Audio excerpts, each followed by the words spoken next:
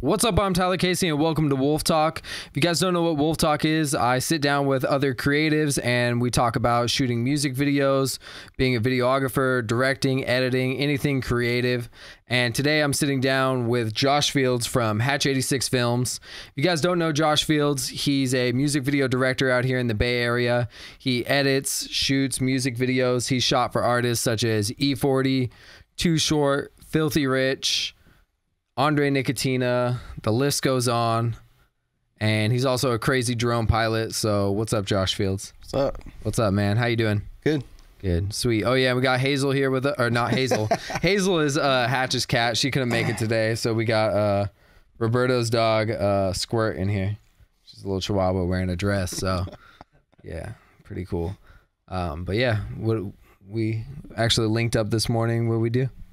Helped you out on a construction video gig. Yeah, it's pretty sick. He did drone operating for it. I was thinking I'm gonna throw in a few banger drone shots over this to show people what's up if they watch the YouTube version. Yeah. Yeah, there's a couple fire shots in there.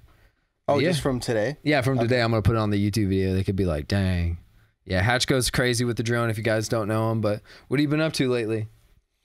Well, I took some time off because I just got married, so that was nice, like kind of like a reset, you know? Yeah. So lately, not too busy, but ramping back up right now. Okay, yeah. That's one thing that I kind of want to get into is like you have crazy amount of grind. Like this guy will take like so many gigs. I'm like, how are you doing that? Like, and it's like, oh, I have like 10 days of editing to do. It's like crazy amount of edits, but yeah, your wedding was pretty sick too because we were all there. We had a bunch of people shooting it. We had like 2 reds going. And that was pretty. That's pretty cool. Yeah. How was it being a videographer and like seeing other videographers like shoot your wedding? Was it stressful? Yeah, in the beginning, because I was just wanting to control too much and like looking at shots and whatever and like not worrying about just my wedding. Yeah. So it's kind of hard to turn that off. Yeah. And even with the photographers too. And I knew that he was like, you guys, I could say stuff to you. Yeah. But because I know you, but the photographers were like doing some stuff that was like iffy and I wasn't going to step in and tell them. Yeah, obviously. I got to show you the photos. Oh, man. Sweet. So, I mean, kind of where I want to start off, I think the purpose of this podcast, one thing that I think is interesting is your come up story and like how you got into shooting music videos and just kind of your backstory. I think it'll be helpful for anyone who's in a similar scenario or just trying to come up as well and just, yeah, kind of how that all came about. So when you were a kid, what were you into? Were you shooting videos? I mean, you probably just had a camcorder back then. Like what were you doing as a kid? Did you do anything creative?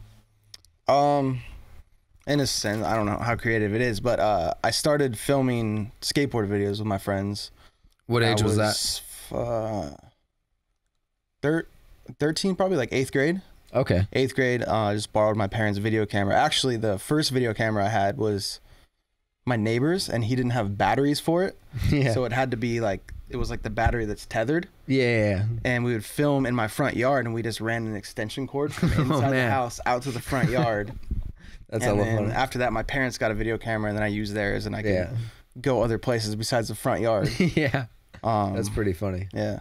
Sick. And then, so when did Hatch 86, because for those who don't know, Hatch 86 is his production company, Hatch 86 Films, but when did that start for the skateboarding stuff? So we came up with that name, me and my friends that I skated with when probably I was like 15 or 16, and we were making skateboard videos and selling them, and we needed like a name for the videos and our crew. And then we came up with that because all of us were born in 1986. So Hatch like an egg, 86. And then the crew kind of grew, and then there's people that weren't born in 86 anymore, but the name just stuck, you know? Yeah. So you're filming that, and then Hatch 86 kind of started to join. And then what were you doing with these skate videos? Like were you doing these all throughout high school or? Yeah, so that's actually the first, like, I never had a job in high school. I got a job after high school, but I was making money off these skate videos. We would shoot them. It was pretty much like a year-long project. We'd shoot it for a year, and then I'd edit it, make DVDs, and then I was going around to local skate shops, and I had them in skate shops on consignment. and sick. like people were buying them, like not just friends, like people just go there, see the video, look at the, you know, the cover in the back, and be like, oh, this is dope, and buy it. And I was making money selling skate videos. That's hella cool. Well, that's cool. I mean, it's different now, like where kids like can like just distribute their videos on like YouTube and Instagram, but like that's cool that you could actually sell something physical back then of like your actual work. Like nowadays, like, I mean, you could send someone a USB, but it's still not physical. I mean, you can make a DVD, but people, I'm pretty sure DVD players are going to be a thing of the past pretty soon. Even Blu-ray, it's all going to be obsolete. So I think that's pretty cool, especially something you could look back on and like show your kids one day, is like having like a DVD with like, I don't know, like all these volumes that you made of like skate videos. I think that's pretty tight. Yeah. So then going into high school to college, did you know what were you thinking, I want to be a skateboarder, or were you thinking like, oh, I kind of like this video stuff? Were you doing photos as well? Like, what was that kind of like?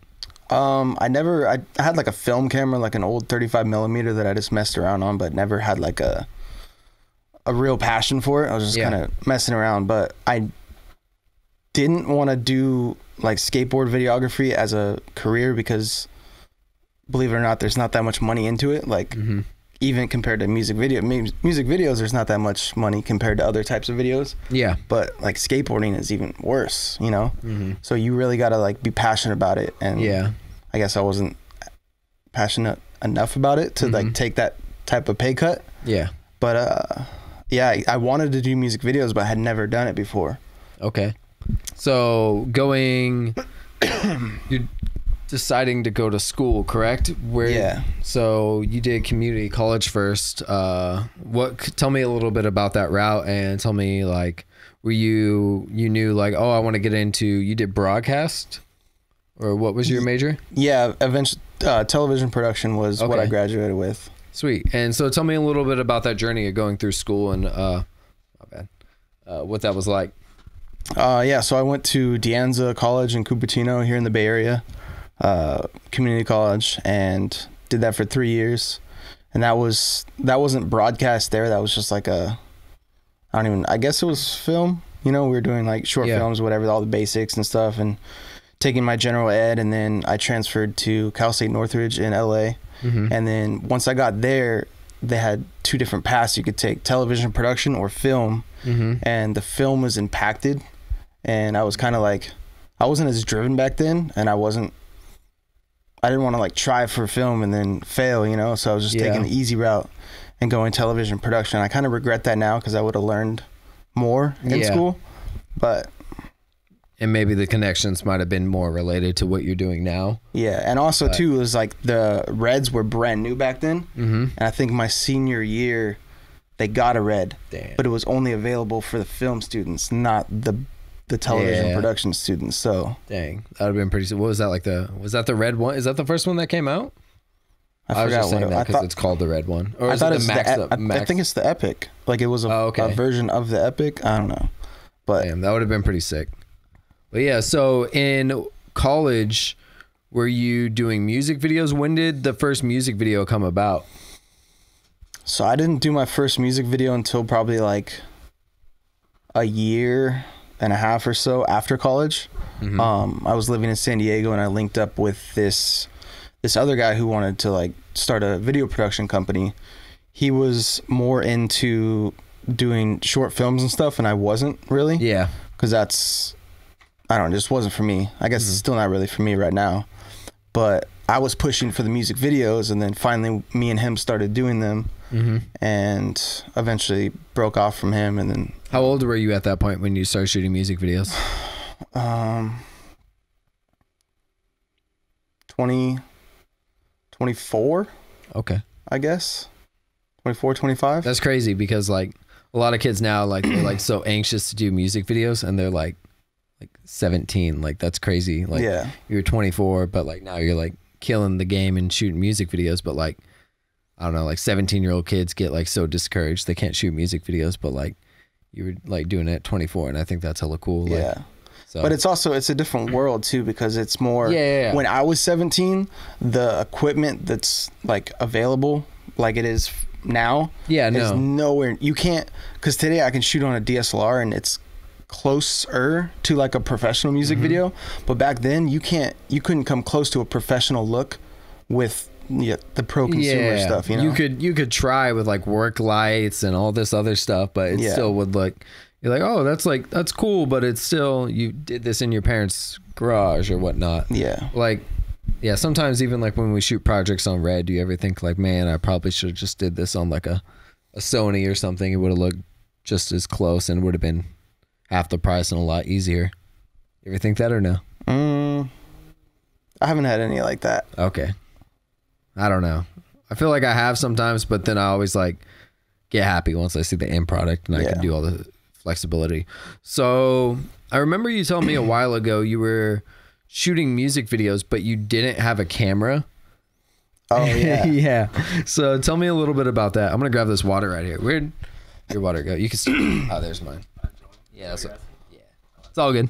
But yeah. So tell me about that. You didn't have a camera, but you were like on this music video grind.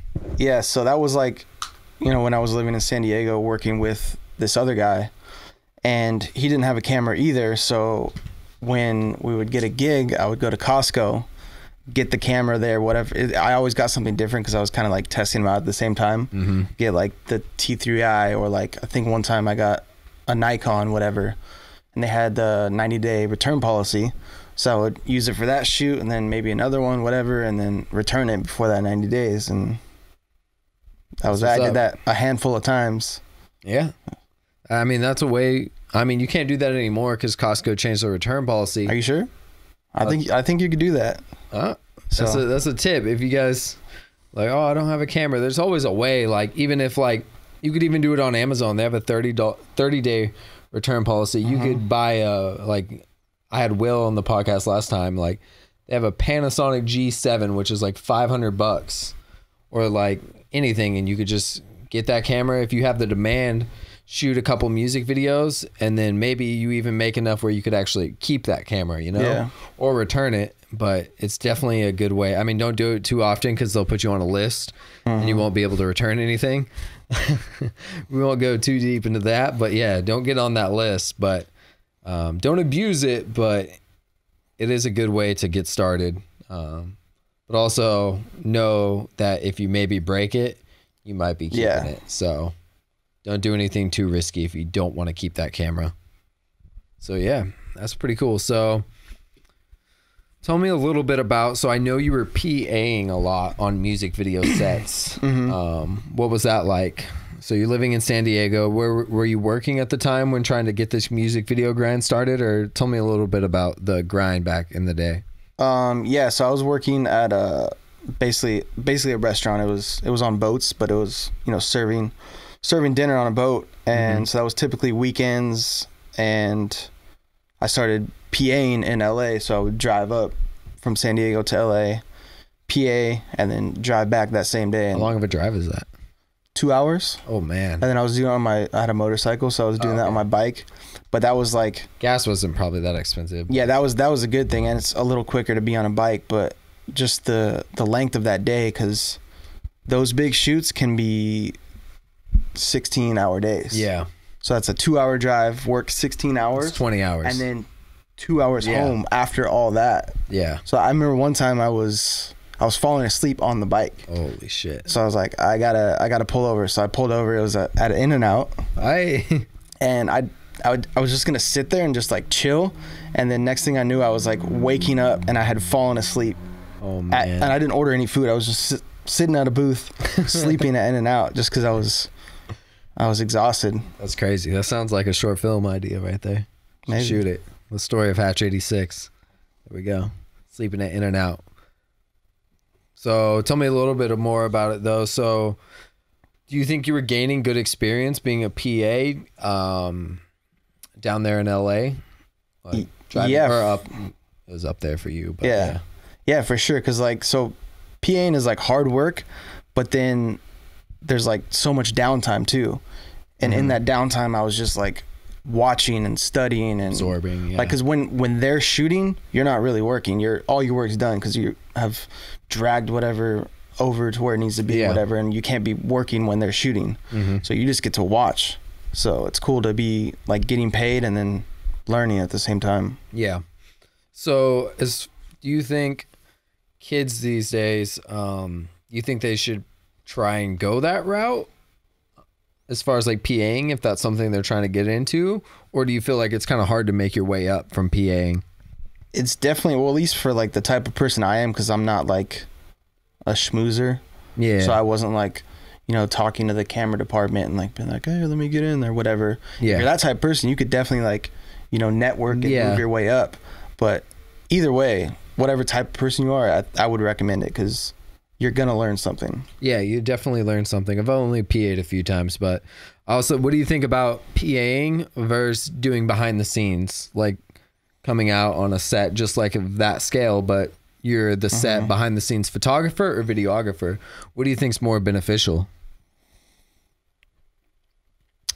I don't know. I guess they're both beneficial in their own ways. Like, PAing, you're actually like, you're learning the terminology because people are telling you to grab stuff or do this, and you're on the walkie and you're learning like the lingo that you need to use on walkies on set. But I just thought about this the other day. If you're doing behind the scenes, shooting the video, that's your video and you have that. So if you're really dedicated, you could sit there and watch that video and study like, what was this guy doing over there? What was this person doing? So especially if it's on a big set too, and like you have really talented people, like you're basically like behind the scenes and like really studying like what they did and what effect, and then you see the actual video come out. And the cool thing about behind the scenes too is like you can literally be right next to who's ever operating the camera, the artist. You can get little interviews with them, you can interact, which I think is pretty cool. It just depends on like what kind of behind the scenes it is. But I saw even Darren Miller was out here in the Bay Area and he was looking for somebody to do behind the scenes for the G-Eazy Neftafaro Pilo videos. So I mean, imagine spending like a day with like Darren Miller. Like you definitely get put on some true. Because as a PA, you're never that close to the director. So as a behind the scenes person, you could be right over the director's shoulder at times. And especially like with music videos getting like smaller sets, the way music's going and like YouTube everything, it's just like smaller but like quicker turnarounds and whatnot. So I think that's why they kind of had like Darren Miller on that.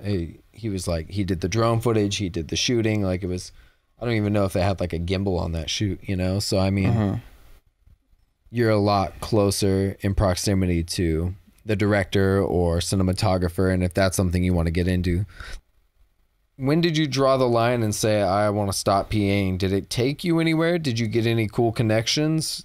What was that going?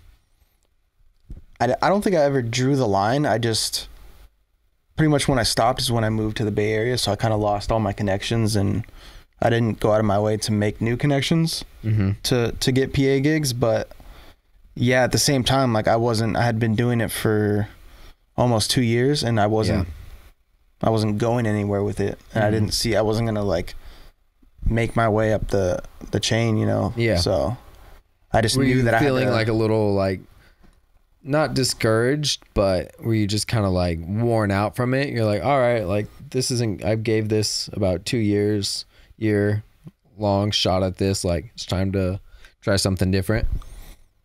Yeah, it was also not too consistent too, so it was kind of discouraging to not like be able to count on that as a source of income. And I just knew that the best route was to just, you know, start my own thing and build that up. Yeah. Cool. And what were some of the cool videos? We'll touch on this a little bit that you worked on as a PA, so people don't think it's like the most boring thing ever.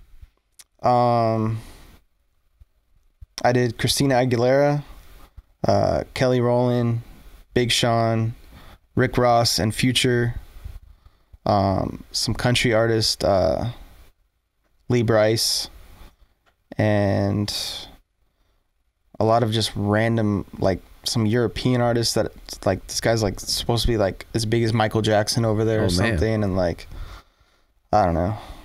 A lot of commercials too. I PA'd on a lot of commercials. It's cool. So what kind of made you come back to the Bay Area and you're like, all right, I'm going to try my video stuff out here?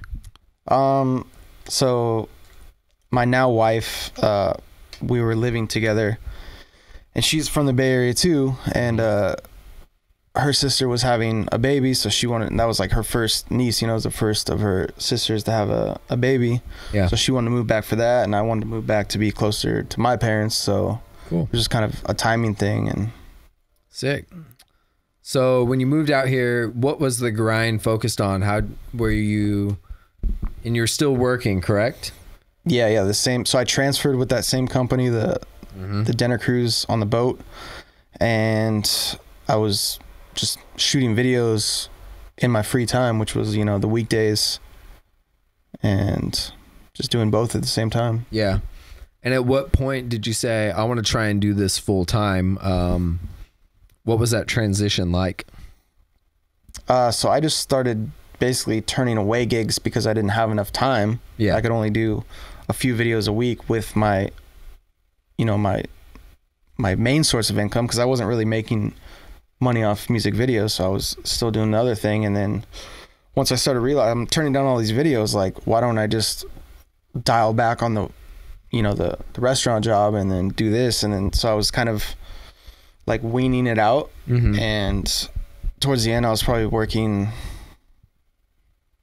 I don't know, 3-4 days a week at the restaurant. And then finally I was just like, I'm gonna take the plunge, and I just went for it. Yeah. Didn't you do Uber as well for like a week or something? Like yeah. So you got the bonus. You did the little so Uber I bonus. I did like a little, I don't know, buffer transition period thing. So I got a really big gig when I was still working at the restaurant, and I was like, this is my time to get out of it, because if I don't get any more gigs, I can live off this little chunk of change for a little bit. Yeah. So I quit, did that big gig, and then as just like a secondary buffer, I signed up for Uber and did that for like a month. Just because like maybe there'll be a week where I don't have a gig and I can drive, you know. And then I ended up not needing it at all. Yeah. So I just was done with Uber. And the crazy thing is, like, that's like literally right when me and you linked up, and I quit my job like around the same time. Remember that? I don't think that was like right when we linked up, dude. Because I was like, I want to quit my job too, and you're like, you should do it. Oh yeah. And then I was like, should I buy a drone? And you're like, yeah, do it. And you're like, yeah, that's pretty crazy though. But yeah, so that's really cool that, and I think that's smart too, because a lot of people jump into quitting their jobs and they're like, oh shit, I regret this. But I think it's smart that you had the buffer, you had a good check coming in. I mean, you can never know for sure when you quit your job that it's going to work. Yeah. I mean, that's just a given, but I think that's smart that you also like, it's cool that we have things like Uber and like Uber Eats and DoorDash, like where you could just make side money. Yeah. If you're going to try and give your passion a go. So I think that's pretty cool. Especially, did you make the bonus too? Did you do the Uber bonus just to get that money? How much was it? So they did like an extra special bonus at this time, and it was like you only had to do 10 rides, which now I think it's something crazy. But they gave me like, I got like $700 bonus out of it. That's pretty sick. That's tight. So, but yeah, and then the way I linked up with Hatch, we'll rewind.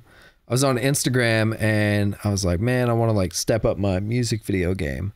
So I've been doing like business videos and stuff like that. I was shooting on the GH4, and then I saw Josh on Instagram and I saw like a drone video he did. And I was like, this is crazy. Like he's doing all the stuff he does. He was like flying hella close to things, like flying through stuff. And I was like, I'm just going to DM this guy and like see if he needs help.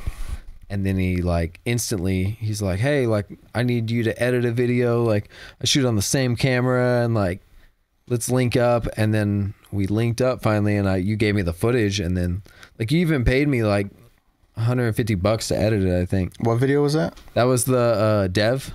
Oh yeah. Yeah, the party video. And that was my first time ever shooting a 4K video, or no, editing a 4K video. I've never edited a 4K. But didn't you own a GH4? See, that's why I'm confused. I don't know why I've never edited a 4K video if I owned a GH4 at the time. So that's a little confusing. You were shooting 1080 on the GH4? I think I was shooting 1080 because I was afraid. I needed a new computer. I think I just got the GH4, and and then I made like proxies and everything, and I did that edit for you, and then I helped you on another shoot, and then I just kept helping, and then I just like was asking you for advice. So yeah, you kind of became my mentor at that point, and then we just helped on a bunch of shoots, and then yeah. So it's kind of crazy. Like you help someone for free in the beginning, and then it can turn into like a long relationship, and like you guys throw each other like money and gigs all the time, and like we've thrown each other like countless gigs and money, and probably made each other quite a lot of money. Yeah. Yep. But yeah. So tell me a little bit about how droning it propelled your career. Get it? What? Propelled your career. Oh, I see what you did there. Bro. Okay, I see what you did. I don't know if it was a coincidence in timing or if it was the drone, but that was around the time that I quit my restaurant job because work was picking up so much. Is the time that I got the drone. But that definitely did add, like, especially back then, like, not that many people had drones. So that was just like another thing I had to offer, another edge I had on people. So I think that definitely like kickstarted, you know, propelled my career. Yeah, no, I think it helped elevate it to another level. Your Instagram was popping because I don't know, there wasn't that many people with like drone stuff even on Instagram. And that's when Instagram was like, I don't know, becoming, it was already big, but that's when they started pushing video. Like, what was it, 15-second video back then? That was crazy. I remember like, how am I going to cram this into 15 seconds? Yeah. And then they're like, all right, a minute. And I'm like, oh, well, I got a whole minute now. So that was pretty cool. And then, all right, cool. So one thing that I think is pretty cool is that aside from music videos, you take a lot of other gigs and you do all sorts of other stuff. Tell me a little bit about how you linked up with the sauce kit and what that is, what a sauce kit is. So the sauce kit is a hockey product. It's essentially like cornhole or horseshoes for hockey. So you have a little board, a little net, and then across from you is the same thing, and you're trying to make it in the net across from you. Yeah. So I was, I don't know, scrolling through Instagram, like maybe through a hashtag or something, and they had a photo of their product in front of the Golden Gate Bridge. And that photo made me think they're like Bay Area based. So I reached out to them. I was like, hey, you guys based in the Bay Area? And I was gonna like hit them up for work, and they're like, no, we're not, but we'd love to work with you. Like, so they like jumped the gun and asked me to work for them, you know? So I was like, it's perfect, you know? And ever since then, I've just been traveling all over North America with them and filming. That's crazy. And that's cool too, because I think it's cool that you were able to combine two, and I think that's like been throughout your careers, like combining two of your passions, like skateboarding and shooting videos. Like, I think I forgot to touch on this, but I think that's like a common path that I see a lot of people take. Like, I like skateboarding, but I like film all my friends, and then they become like directors, videographers, or editors, you know. I think that's really common. And then even with that, I think that's cool that you love hockey and like you fit perfect for that job, because you know all there is about hockey, you know all the players. Like, if I were to do that job, like I've helped you, and like I'd be horrible at it. Like, I don't know anything. I can't roller skate or roller blade or whatever. So I think yeah, you're the perfect man for that job. And do you like it because it's like your two favorite worlds combined? Yeah, that's kind of like everything. Like, I love music, which is why I do music videos. So that's, you know, in a sense the same thing. Like I'm passionate enough about video that I can shoot anything, like even if it's not a subject that I don't care about. But like when it's two things that you care about, when you're shooting something that you care about, like it's just you got to find that perfect feel like thing. You're working at all. No, it doesn't. It's pretty fun. Like today, like when you were droning the construction site, like I've done that job so many times, like I got kind of tired of it, but it is fun. Yeah. But like I saw like how much fun you were having, and I was like, this is tight. Like, you're like flying a drone. Like, he was crazy today. He was like flying his drone. This guy was like cutting rebar pipes, and like Hatch was like, I want to fly my drone into the sparks. And I'm like, what? And then he did it, and I was just like a spark straight up hit his drone. I watched it. I'm just like, holy shit. Like, it was crazy. And I was like, it was cool though. But back on subject, yeah, I think it's cool when you can combine two things. And like you've even told me before, like, it's pretty funny coming from you. You're like, if I could rap, like I would, but I can't. So I'm gonna shoot rap videos. It's very true. Yeah. What would your rap name be if you were a rapper? Hatch, I guess. I don't know. Yeah, all right. Comment below Hatch's rap name. Yeah. I'm curious. What do you got? We have a lot of questions too. We're not getting to those right now, but we got a lot of questions. So this one might run a little long. But one thing that I kind of know personally, and I wonder from you, is do you find it hard? Because one thing about Hatch is he takes a lot of different types of gigs. One day he'll be filming a music video. The next day he'll be doing a wedding. The day after that he'll be filming something for a business. Do you find it hard juggling all those different types of gigs?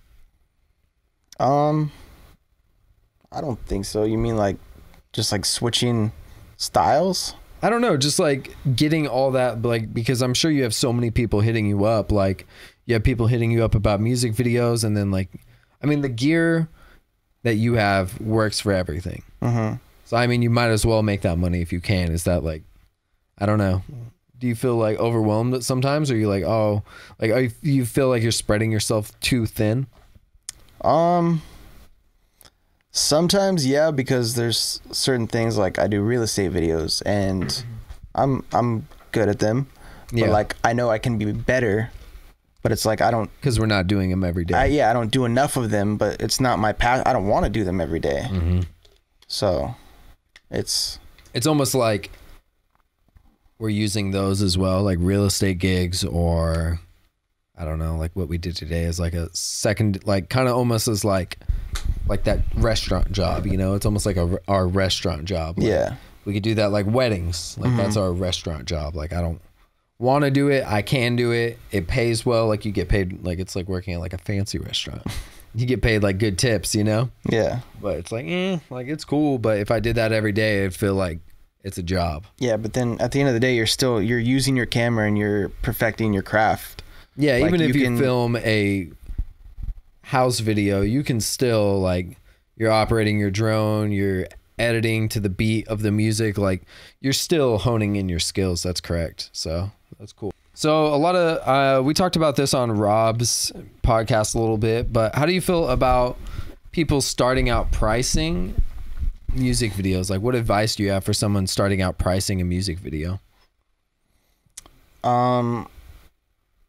I don't know, just know your self-worth and make it realistic. Like, sucks to say, but when you're starting out, you're not worth anything because you're learning. So do videos for free. Like, if you expect to make money on the first music video you're ever shooting, you're out of your mind. No, it's crazy. I mean, if someone's generous enough, they might throw you like $25 for gas or something, but like, I never don't even expect that. Don't ask for that, especially. You look really dumb. Unless if it's like a close friend, you could be like, hey, hook it up, man. But honestly, you just got to work for it. And then I kind of did like a transition too. I didn't just go from charging nothing to something. I went from charging nothing to getting the people to pay for rentals to improve the quality of video. So like the first thing that someone ever paid for was a lens rental, and I got them to rent like a Zeiss lens, like a Cine Zeiss lens, and that was like $170 for the day, you know. So I think that's smart too. I mean, like I helped on a video and this kid rented a Red, and like I referred him to Michael. Shout out Michael. And he shot the video on Red, and like it was cool. Like, I mean, I wish I was 17 and shot videos on Red and like invested it all into the budget. Like, if that's what you want to do, I mean, might as well not get paid. Like, especially while you can't. Like, if you're like in high school living with your parents, or you still have your other job, like might as well not take that money in the short term and just reinvest it right away. Just be like, hey, like, let's get this sick location. Especially, I think the artist has to be on board as well. If you don't have a cool artist who like doesn't understand what you're doing for them, and it's just going to take it for granted, like, it has to be the right relationship. Because then once you get that self-worth, you might lose that relationship with that artist because they're going to be like, oh, well, can't we do the same agreement as last time? And that agreement eventually might have to end, you know? So have you ever experienced anything like that, or? Like in the long run, like people that I did videos for free in the beginning aren't really coming around anymore to pay what I'm worth now. So cool. I think I'm going to switch over to questions because we have a bunch of questions and I feel like we can kind of talk about those a little bit more and see what the people want to know. And then at the end of the podcast, we'll do your what gear you think people should get. And yeah, so that's going to be the podcast. Let's go to Hatch's questionnaire. Here we go. I did 2 sets of questions. So if you guys want to ask questions, I post these on Instagram. Maybe I'm going to do it. I'm dropping the podcast on Wednesdays now. And yeah. So just ask on Instagram. I post it on my stories. That question is regarding Young T.O. I don't know why that's on here. Shot by Spencer. He asked a million questions. I'm going to pick and choose yours, bro. Oh, this one's hella good. TMZ stories. So tell us a little about TMZ.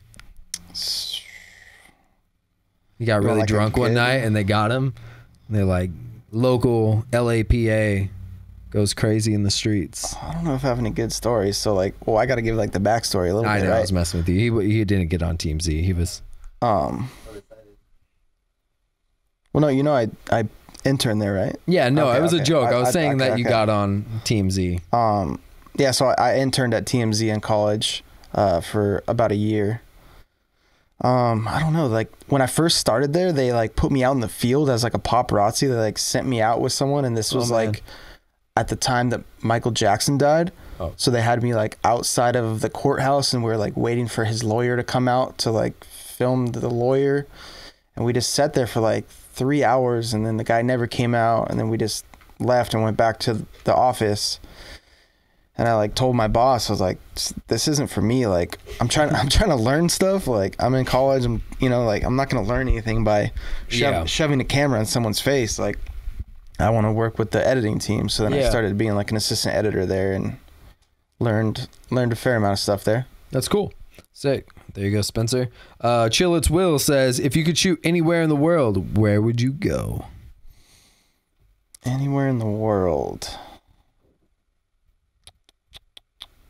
I don't know. There's so many places. Dubai.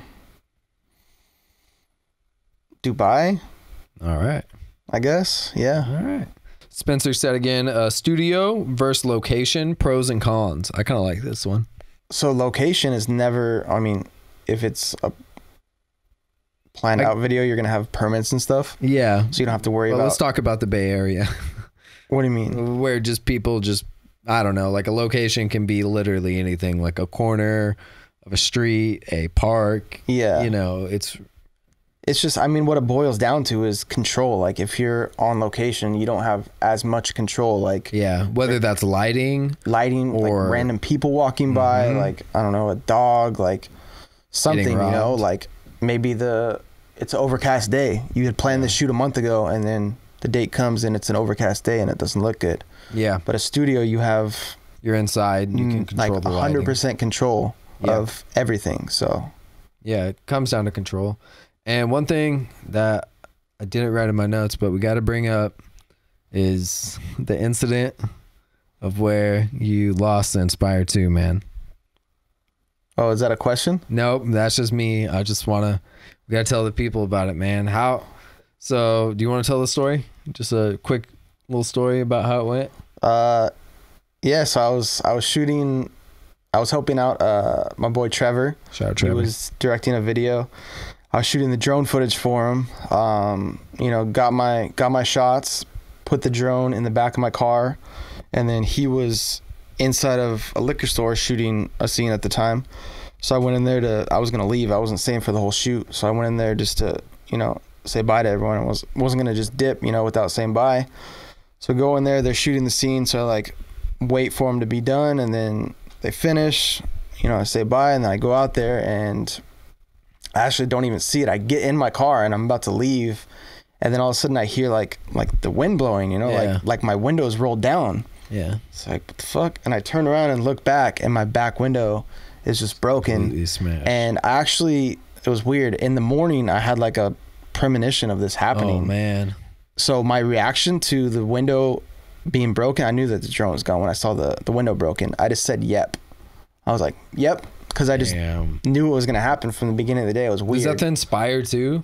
Yep, the Inspire 2. And it was probably a month month old. Like I had just when I saw that on Instagram, my heart dropped, dude. Like I was like, I think I texted you. I was like, "Is this for real?" And you're like, "Yep." And I was just like, "Yep."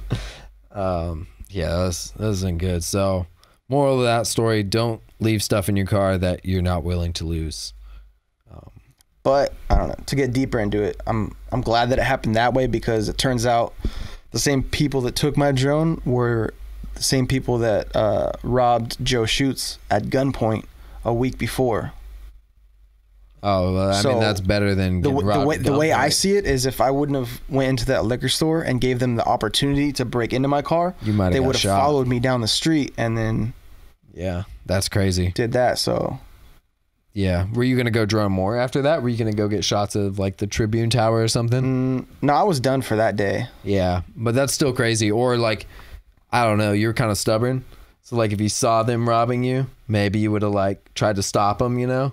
Like if you caught them in the act, I would have ran after them. Yeah, and then they would have shot you, and then that would have been the end of Hatch 86 Films.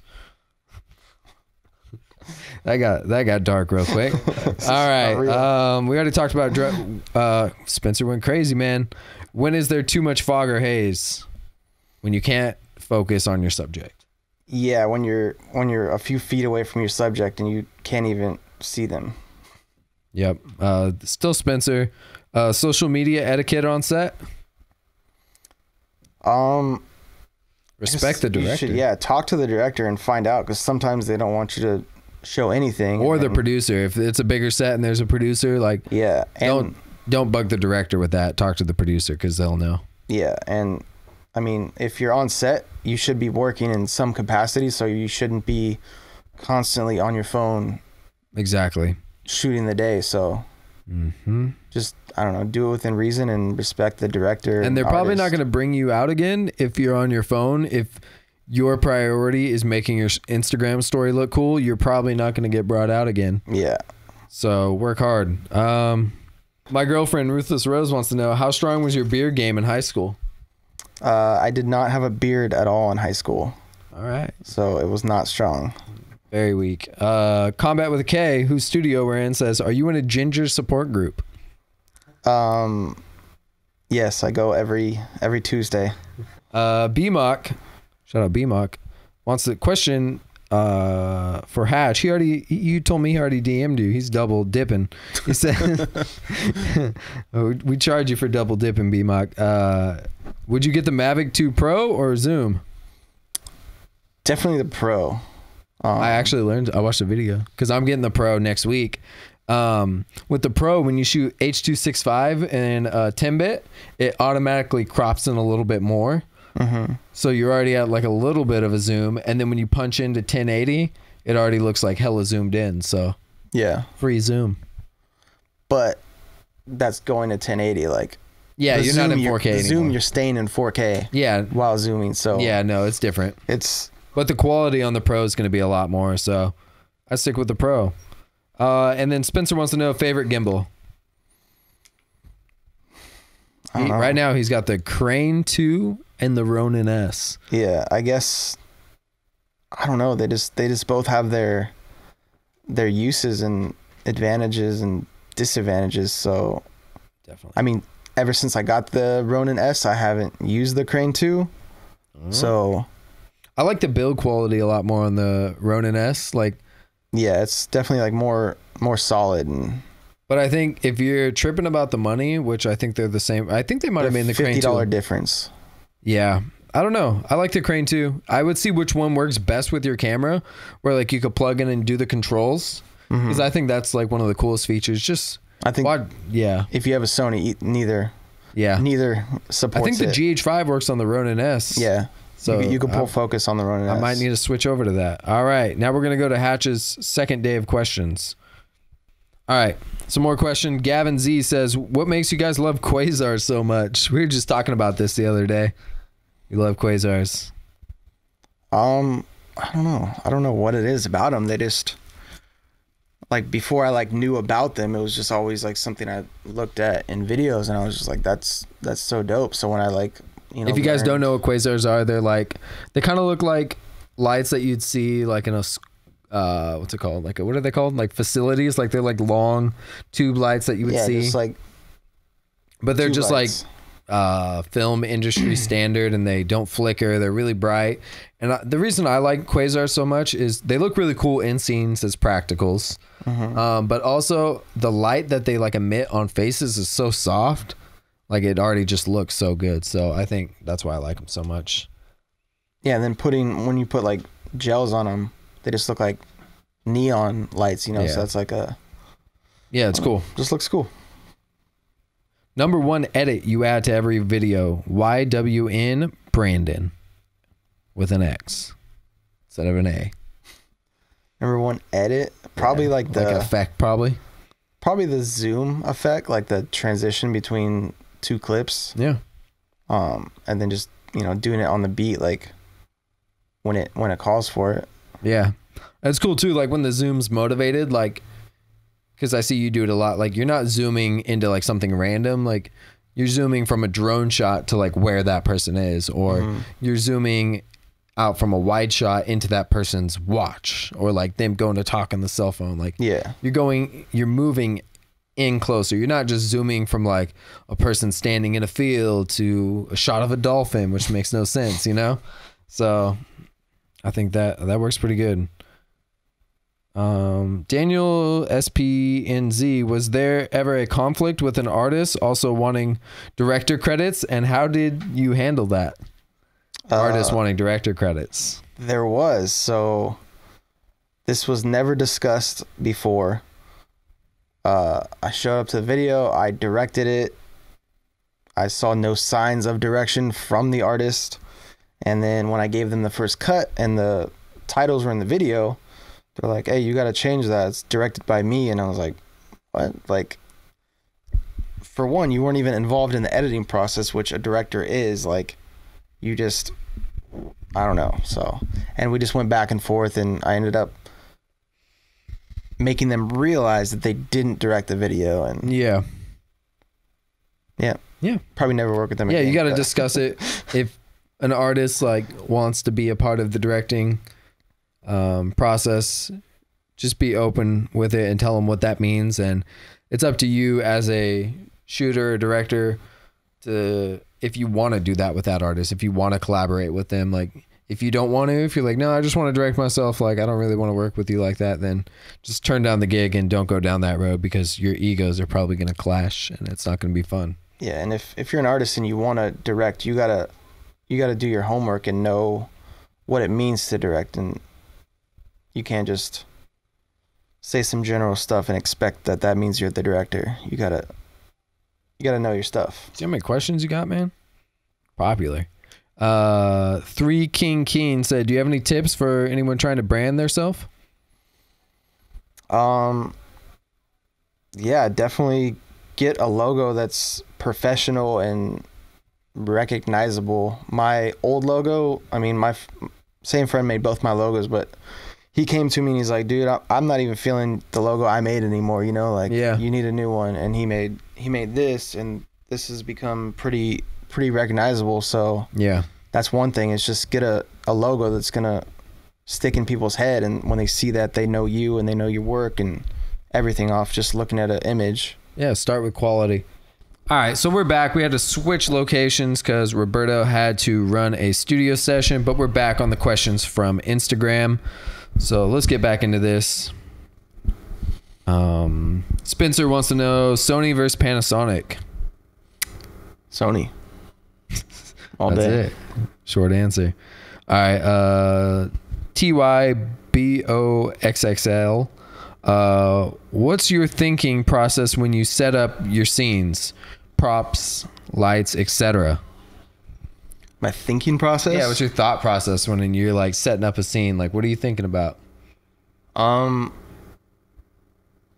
So I always just have like ideas in my head that I just kind of collect, and then when a song comes to me, that fits perfect. Yeah, like I just wait and I like just pull from my like, you know, database in my head or whatever, like. And that can even be photos in your gallery. Like if you saw a sick location. Yeah, exactly. Yeah. Or if you watched the last G-Eazy video and you're like, oh, I could do that at my local wherever. But Yeah, so I just always have ideas as far as scenes or locations or whatever, and then when the right video comes along, then I just pull from that. And yeah. And when I'm setting up lights, one thing that I would always suggest is like work with the natural lighting first and see what that lighting's doing, because sometimes like you might have like, let's say you have like two 120Ds and a 300D, you're gonna be like, oh, let's just bust out all the lights. Like you might not need any lights, you know, just like opening up a window might be all you need, and you'd be like, oh, I might just need a hair light after that. So it's all you need. All you gotta do. That's my motto. Apparently, you guys should go back through all my videos and see how many times I say all you gotta do. Yeah, everyone makes fun of me for that, so that feels great. A lot of questions about your beard, but ambitious culture films. Beards questions. All right, Spencer wants to know how to improve his beard game. Genetics. Yeah, you just gotta chop down a lot of trees. That definitely helps. Eat a lot of pancakes. Yeah, and I don't know. You either got it or you don't. Yeah, that's kind of how it goes. I'm sure there's probably some products out there you can buy. Yeah, there you go, Spencer. Help you grow it. Ambitious Culture Films wants to know, how can I find your drone footage? Well, like to purchase it, I sell on a site called dissolve.com. You can go there, type in Hatch 86, and then all of my drone stuff will come up on there. You can purchase drone stuff through there. You can also watch, just type in Hatch 86 Films on YouTube, and you can watch his drone reel. And then even if you see something on Instagram as well, you could always DM him and try and purchase those clips directly from him. Yeah, if you guys want his drone footage, or if you want to hire him for a drone operation. Jamie Allison 16 wants to know, why is Hatch 86 Filmer so hot? That's my wife. For anyone that doesn't know, I don't know. I can't answer that one. I wouldn't say that I am, but I guess she would say I am, or she wouldn't be with me. Yeah. Maybe like hot isn't like, because you're a redhead, you got like fire. The flame? Yeah, the flame.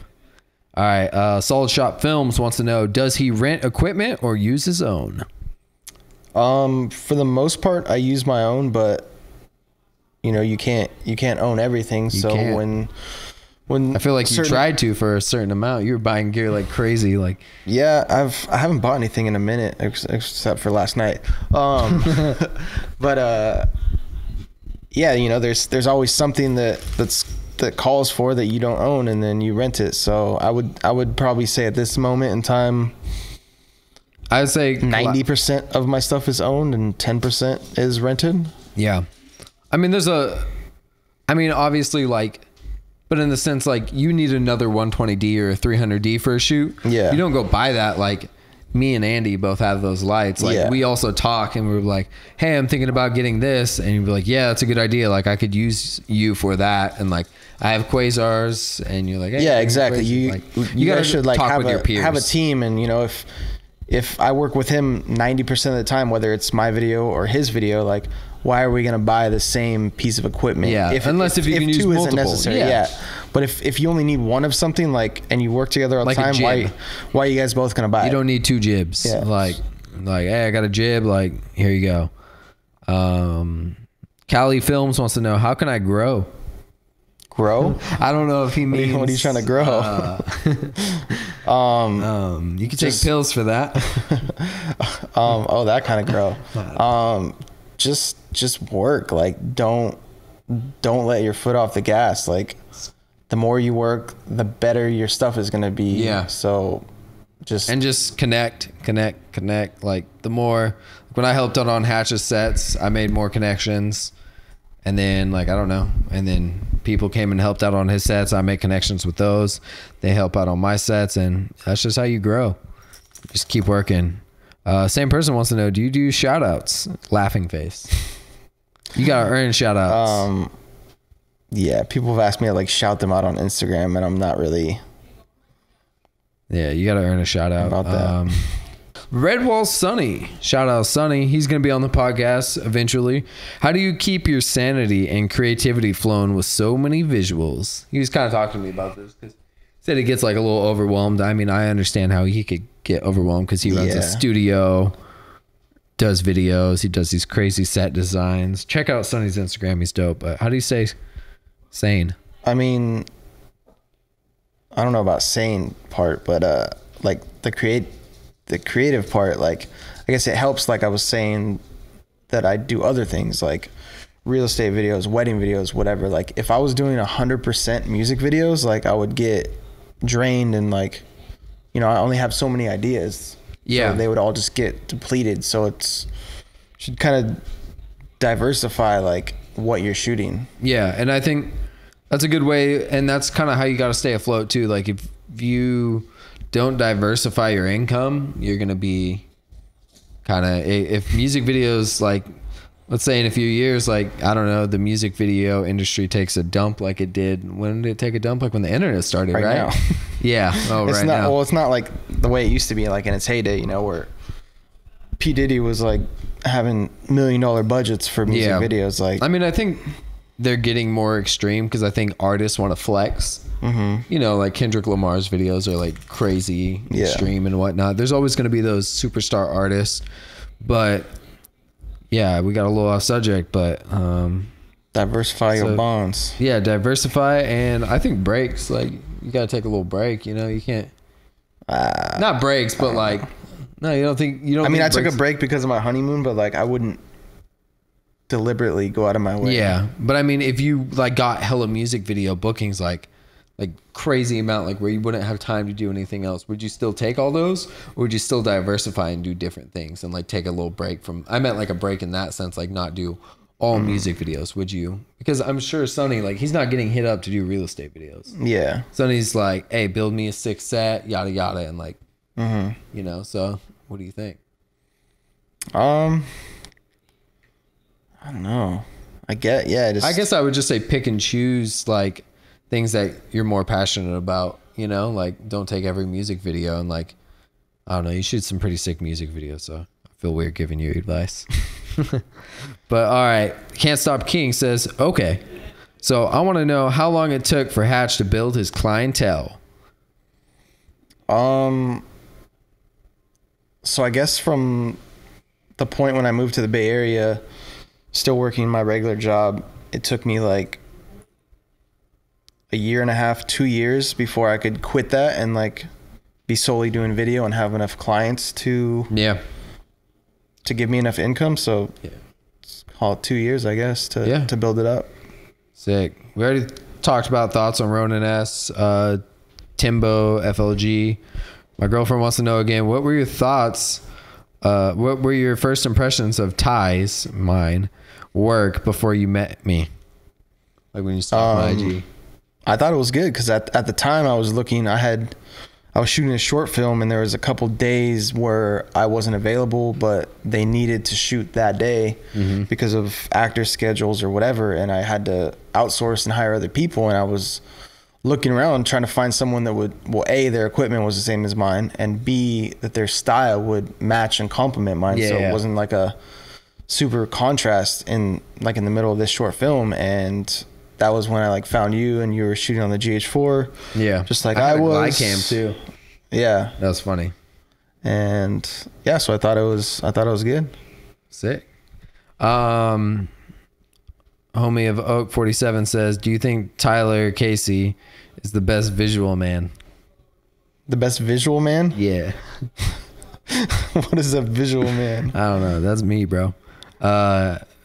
Mike Dong says, at what point did Hatch realize that he should charge more for videos? Still feel like we should charge more for videos. Yeah, I mean, I'm always charging more. Like as my equipment grows and my skill grows and all of that, like the price goes up. So it just keeps increasing. Like, there's even when you get to the big time, like people that are directing major films, like you don't hit the ceiling. Like you keep growing and getting better, and your stock price keeps going up. So pretty much from as soon as you've done a few videos and for free, and you've developed something, that's when you need to start charging, and then from there it just grows. You're not raising your price every week, but sick. Exotic Smoke 22 said, "What's a good laptop or desktop for editing when starting off?" Starting off, Whatever you have, or whatever like you have access to or can afford.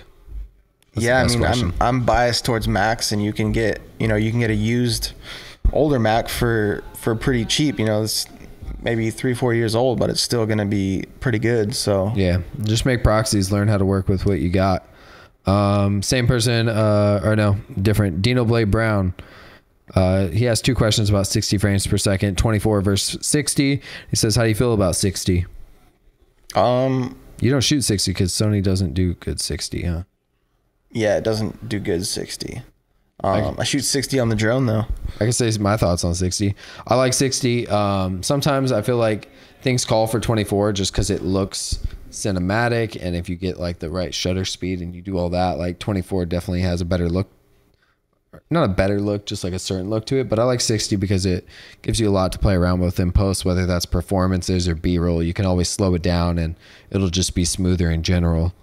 What's the furthest you've traveled for a shoot, Josh?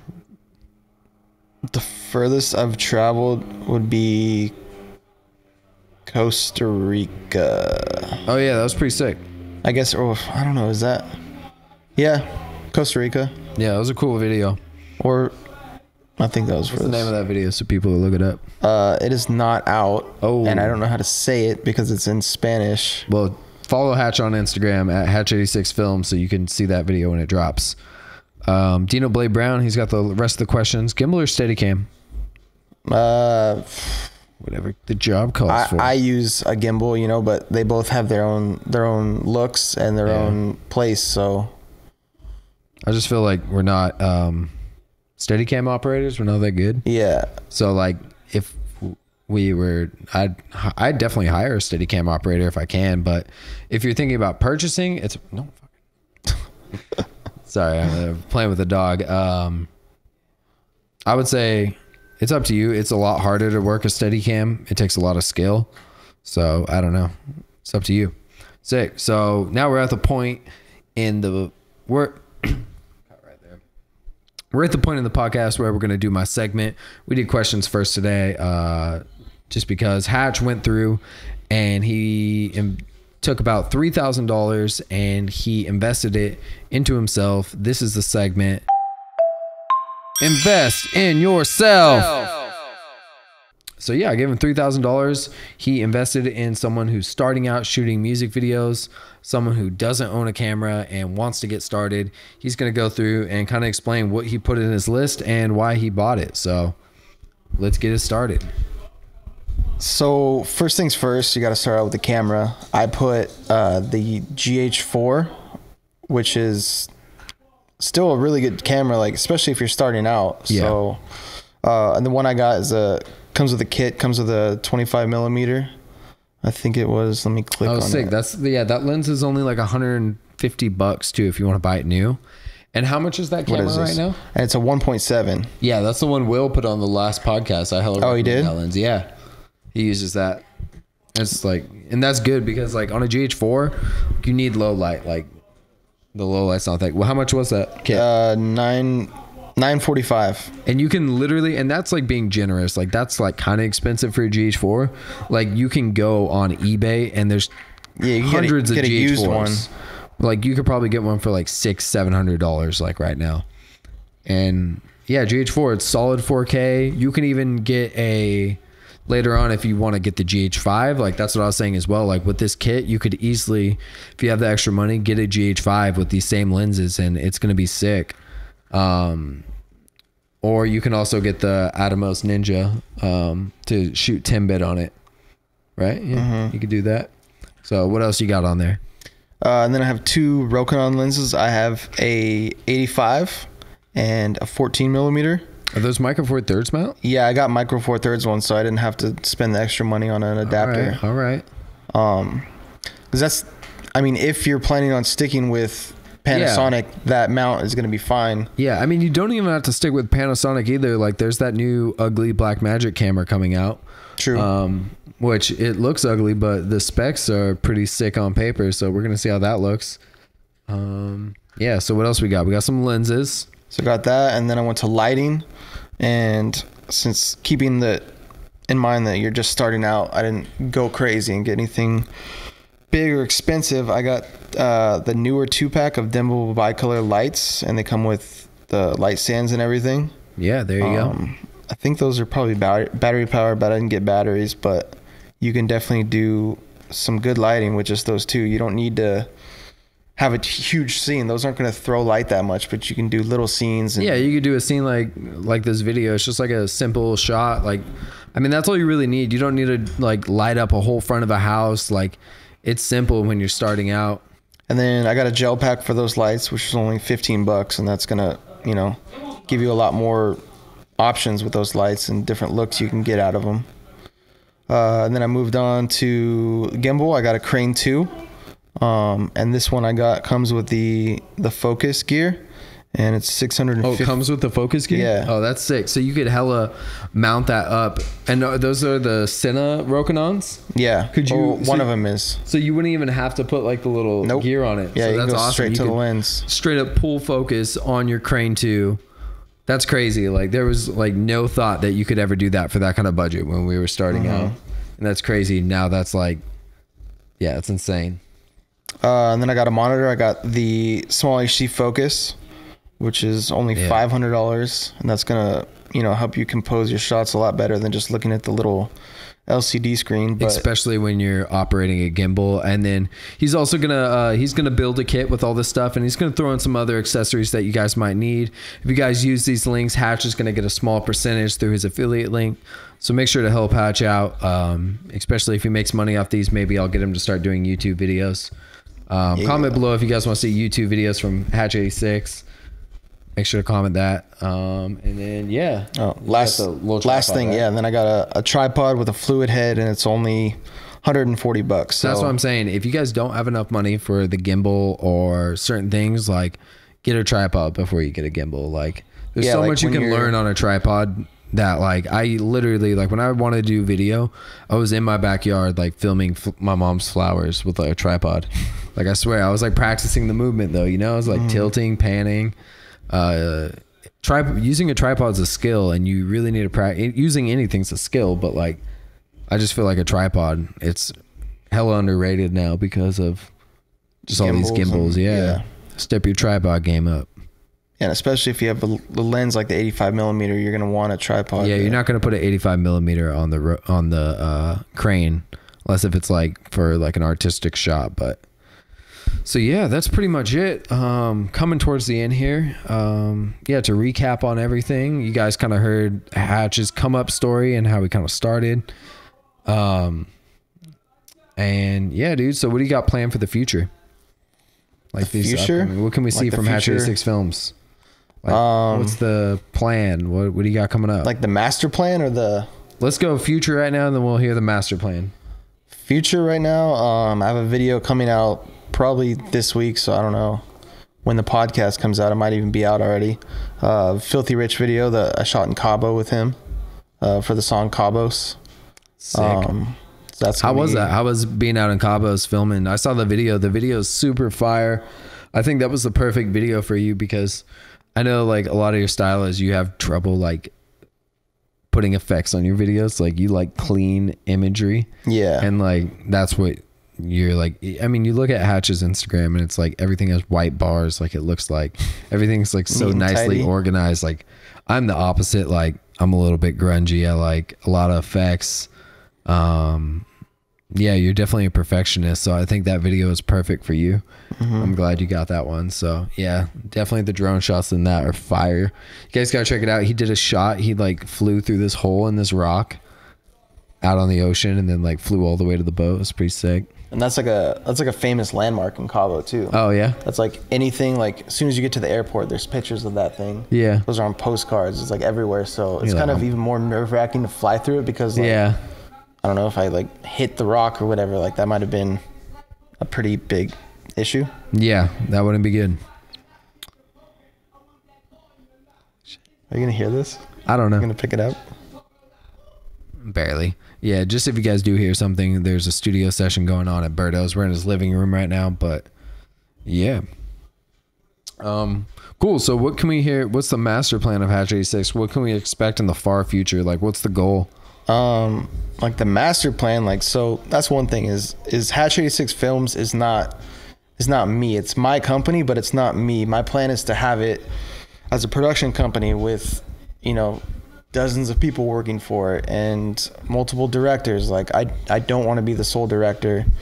You know, like some projects I might not even have my hand in at all, like even producing or anything. It's just, you know, another producer's project or whatever. So ultimately that's the master plan, is to like grow the production company and, you know, have a bunch of people it's tight, all working under the company. That's cool. Yeah, I don't know if I want to grow Tyler Casey Productions that big just because it's my name, you know? Like, I mean, I'm down to like, it'll just be like my solo projects. Speaking of that, that's what I was trying to do like a year ago, is I was trying to do like a guest director series and have like, I asked you to be on it. This guy's screaming. I was trying to do a guest director series and have like 5 different directors that direct it. It's under Hatch 86, but it's like completely their vision. They're doing everything. I'm there for like support or whatever is needed, but it's like someone else's thing, just to like let people know that Hatch 86 is not me, Josh Fields. So that's tight. Yeah, you definitely got to do that again. Well, I mean, it's just a long process. There's been one so far. Trevor did the first one with Mr. Fab. Oh yeah. I forgot which one I was supposed to do, but I definitely. Oh, maybe you think of that was like right around when I shot the Tutu Gang video.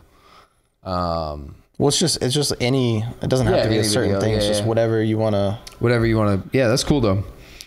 But yeah, that's a cool angle. Yeah. So what do you want the people to do? What's the, if someone made it this far into this podcast, what do you want them to comment? What's the secret message? Hazel. Shout out Hazel. That's Hatch's cat. She couldn't make it today. Definitely going to have Hatch again on the podcast. So you guys will meet Hazel one day. I'll bring Hazel for sure. Comment Hazel below. Yeah. And then what do you want the people to do? You want them to follow you? What do you want? I don't know. Go subscribe to my YouTube and give me more incentive to be making some original content on there. I'll link his YouTube below. Go find that. He's gonna comment on the YouTube video. I'm gonna pin it so you could just click him there. Yeah, leave us a comment below. Let us know what you guys thought about this podcast. If he's on again, what do you want? What videos you guys want? Respond to all the comments.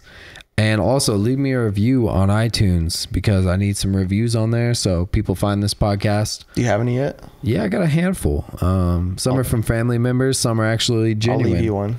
Sick.